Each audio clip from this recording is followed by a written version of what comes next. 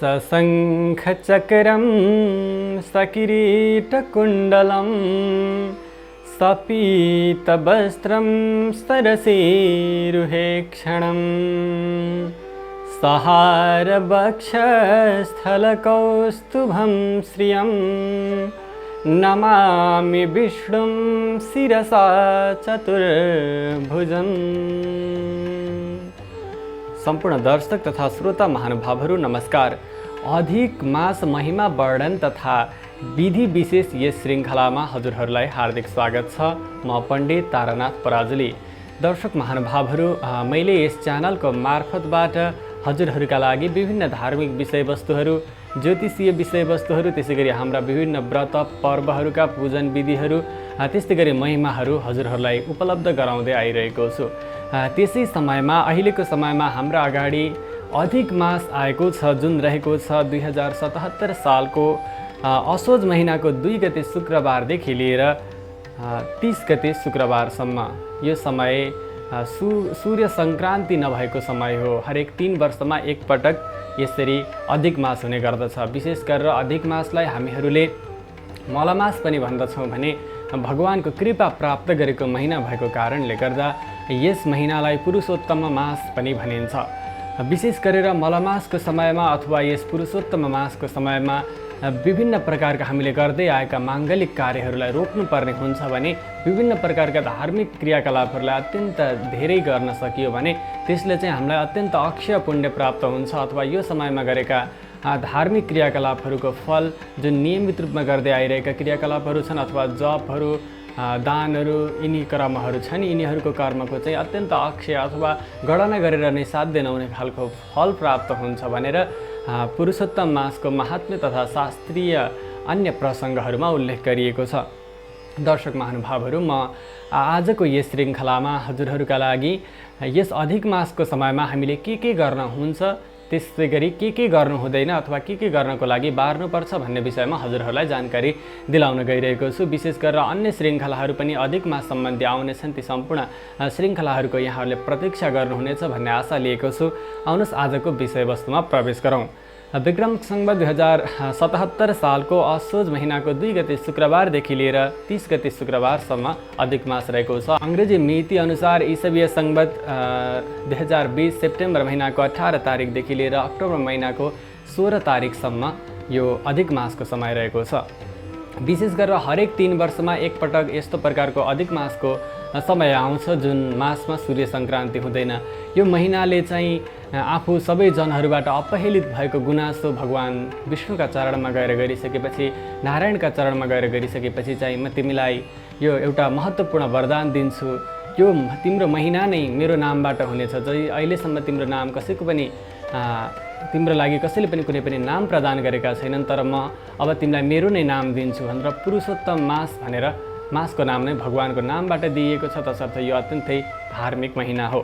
दर्शक महानुभावहरू, म अब हजुरहरूका लागि यो समयमा के नगर्ने त्यो विषयमा बताउन गइरहेको छु। त्यस पश्चात के गर्नु अत्यन्त राम्रो हो त्यो कुराहरू पनि बताउनेछु। के नगर्ने भन्दा हामीले विशेष गरेर गर्ने खालका माङ्गलिक क्रियाहरू, हामीले घरमा जुन मङ्गल कामनाले गर्ने खालका हाम्रा जुन अनुष्ठानहरू हुन्छन् ती कर्महरू यो समयमा गर्नु हुँदैन। जसमा विवाह कर्म यो समयमा गर्नु हुँदैन। त्यसै गरी व्रतबन्धहरू गर्नु हुँदैन। क्षौर कर्म भनेको हजुरहरूको कपालहरू प्रथम पटक काट्ने त्यस्ता खालका कर्महरू पनि यो समयमा गर्नु हुँदैन। मुण्डन आदि कर्महरू यो समयमा गर्नु हुँदैन। त्यस्तै गरेर हजुरहरू नजिकका देवी देवालयहरूमा दर्शन त गर्न सक्नुहुन्छ, तर हजुरहरूले धेरै समयदेखि मेरो यो कामना पुरा भए म यो ठाउँमा दर्शन गर्न जान्थेँ भनेर हजुरले यदि भाकलहरू गर्नुभएको छ भने ती भाकलको पनि यो समयमा पूर्णता हुँदैन। तसर्थ भाकलहरूको पनि पूर्णताको लागि यो समयमा नजानु उत्तम हुन्छ। त्यसै गरी हजुरहरूले कुनै नयाँ व्रतहरूको सुरुवात यो समयमा गर्नु हुँदैन। यो समयमा त्यो कुराको निषेध गरिएको छ भने हजुरहरूले कुनै पनि व्रतको समाप्ति पनि यो समयमा गर्नु हुँदैन। त्यस्तै गरेर हजुरले कुनै ठुला कामना राखेर दानहरू पनि गर्नु हुँदैन। अथवा मैले यस्तोको लागि यो दान गर्दैछु भनेर सङ्कल्प गरेर दान गर्नु हुँदैन। हजुरले सामान्य कुराहरू दान यत्तिकै त गर्न सक्नुहुन्छ, तर कुनै कामना राखेर अथवा मलाई यस्तो कुरा प्राप्त होस् भनेर दान यो समयमा गर्न मिल्दैन। तर हजुरहरूले भक्तिपूर्वक दान कर्महरू गर्न भने सक्नुहुन्छ। त्यसै गरी मन्दिरहरू बनाउने कर्महरू गर्ने इच्छामा हुनुहुन्छ भने पनि यो समयमा ती कुराहरूलाई रोकिएको छ। त्यस्तै गरेर घर बनाउने सोचमा हुनुहुन्छ भने पनि मलमास अथवा यो अधिक मासको समयमा घरहरू बनाउने काम पनि हुँदैनन्। त्यस्तै गरेर कुवाहरू चौतारीहरू बनाउने खालका क्रियाकलापहरू पनि यो समयमा निषेध गरिएको छ भने नयाँ बनाएको घरमा बस्नको लागि प्रवेश गर्न पनि यो समयमा निषेध गरिएको छ। अथवा यो अधिक मासको समय सकिसकेपछि त्यसपछि चाहिँ हजुरहरूले गृह प्रवेश गर्न सक्नुहुन्छ।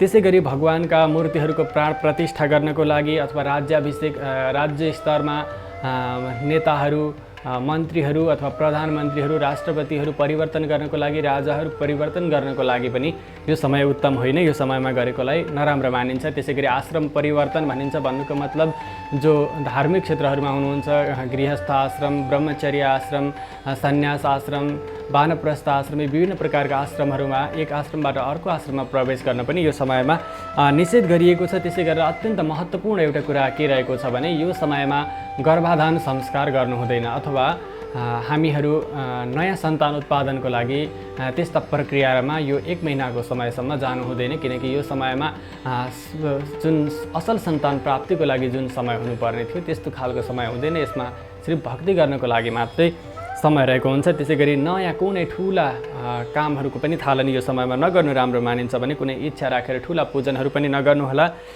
त्यस्तै गरी आफ्नो विवाहपछिको यो प्रथम मलमास हो भने विवाहपछिको यो प्रथम अधिक मास हो। यहाँभन्दा अगाडिसम्म हजुरहरू कहिल्यै पनि यहाँभन्दा अगाडिको मलमासमा हजुरहरू बार्नु भएको छैन अथवा त्यसपछि मात्रै हजुरहरूको बिहे भएको छ भने हजुरहरूले यो मलमासलाई बार्नुपर्ने हुन्छ अथवा पति पत्नी सँगै नबस्नु यो बार्नु भन्नुको मतलब हो। दर्शक महानुभावहरू मैले हजुरहरूका लागि के कुराहरू गर्न हुँदैन भनेर यो श्रृङ्खलामा बताएँ। अब यसपछि के गर्नु पर्दछ अथवा यो समयमा के गर्यो भने अत्यन्त पुण्य प्राप्त हुन्छ त्यो कुरा बताउन गइरहेको छु। विशेष गरेर हजुरहरूले नित्य जुन भगवानको पूजन गर्दै आउनुभएको छ त्यो पूजन यो समयमा पनि गर्नुपर्ने हुन्छ।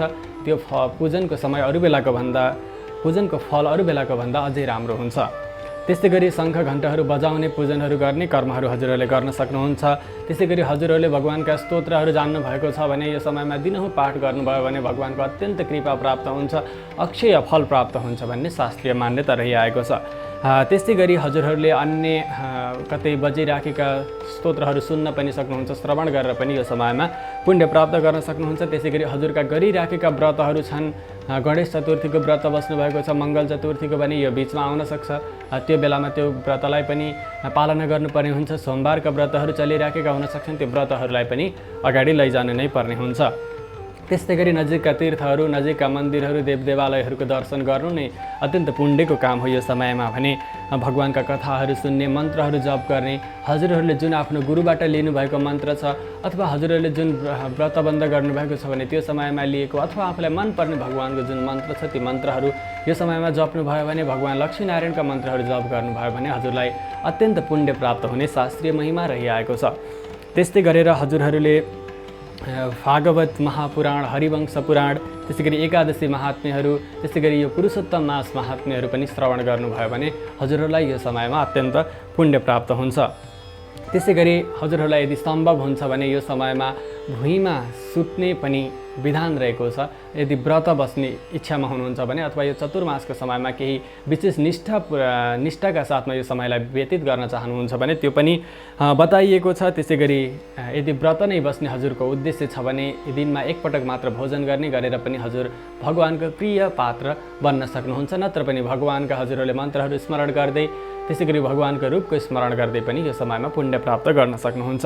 त्यसै गरी यो समयमा हजुरहरूले आफूमा दया भावको केही प्रादुर्भाव गराउनु पर्ने हुन्छ दया भाव केही बढाउनु पर्ने हुन्छ भने अरूप्रति सम्मान भाव देखाउनु भयो भने त्यसले हजुरका लागि सकारात्मक प्रभाव दिलाउन सक्ने खालको शास्त्रीय मान्यता पनि रहिआएको छ। त्यसै गरी यो समयमा हजुरहरूले केही कामना नराखिकन दीपदान गर्नुभयो भने सधैँ साँझमा बत्तीहरू बालेर भगवानका नाममा अर्पण गर्नुभयो भने त्यस्तै गरी कसैलाई वस्त्र दानहरू गर्नुभयो भने श्रीमद् भागवतको पुस्तक दान गर्नुभयो भने गरिब दुखी ब्राह्मणहरूलाई भोजनहरू दिने दानहरू गर्नुभयो भने हजुरले केही कामना नराखिकन गरे पनि त्यो फलले गर्दा त्यसको अक्षय पुण्यले गर्दा हजुरहरूलाई परलोकमा जाने समयमा पनि अत्यन्त धेरै पुण्य सञ्चय गरेर राखिदिन्छ भने यो संसारमा पनि चाहेका सम्पूर्ण कुराहरू प्राप्त हुन्छन् भन्ने शास्त्रीय मान्यता रहिआएको छ।